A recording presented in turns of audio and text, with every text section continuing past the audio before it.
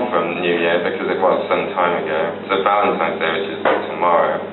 I'm sure everyone's going to do Valentine's Day material, so I apologise.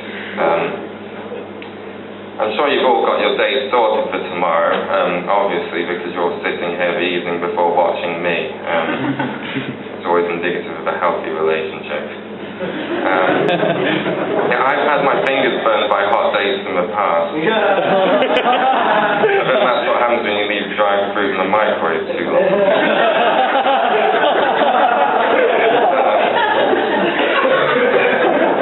That's like my only one-liner. Where do I go from this? I don't need the notes again. No. Yeah, so the issue with Valentine's Day is, well, there's loads of issues with Valentine's Day. I can't remember what they are.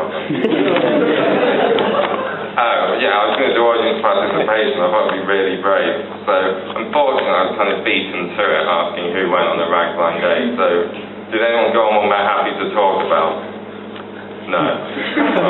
That's fine. But anyway, I signed up for blind date. I got the form.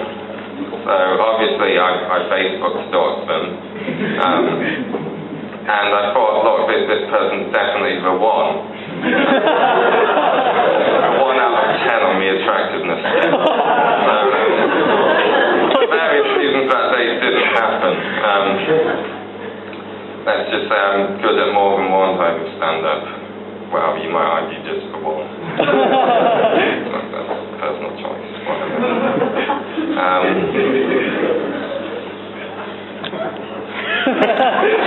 I like the way I'm playing to my own camera. Well, I like it, obviously no one else does. What was after this? Girls are horrible. That's your personal opinion. It's my choice. Yeah, that's what it's about. Oh, whatever. I'm just going to slag off Liverpool. I'm from Manchester, so I'm like genetically predisposed to hate people from Liverpool, despite the fact that neither of my parents are from Manchester. You obviously don't understand genetics, otherwise that's how good it works. And now you get it, right. Now I was in Liverpool a couple of years ago when they were celebrating their City of Culture nonsense. I was quite annoyed when they first got that, and then I thought, hang on, they must have given out that award ironically. And so I was thinking, like, whatever ironic city awards could you hand out?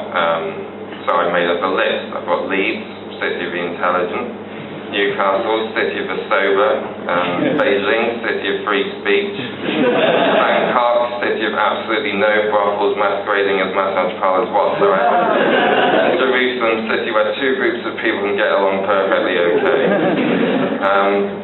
So yeah, Liverpool were celebrating a City of Culture stuff. So one of the centerpieces of that was they thought, we'll put sculptures all over the city, and you think, fair enough, that's a good idea, increasing everyone's exposure to modern art, fair play, but unfortunately the sculptures they chose were sheep with bananas coming out their backsides, just in different colours. Now, I don't really understand why that's good, or what that's supposed to be encouraging, but I wasn't particularly impressed when I saw them everywhere. I remember the name they came up for these things was pretty much just a description of what they were. They just said they're super lamb bananas. So it's an awful name, and they're not super, they're revolting. And I was going to do an imitation of a conversation that took place when they were deciding how to name them. Apparently my Scouse accent is not allowed to be used in public, so it's just too horrific, so that's not happening. And one of the other centerpieces of the Capital of Culture thing was Ringo Starr singing, which all of a sudden makes the sculptures look inspired. That'll do.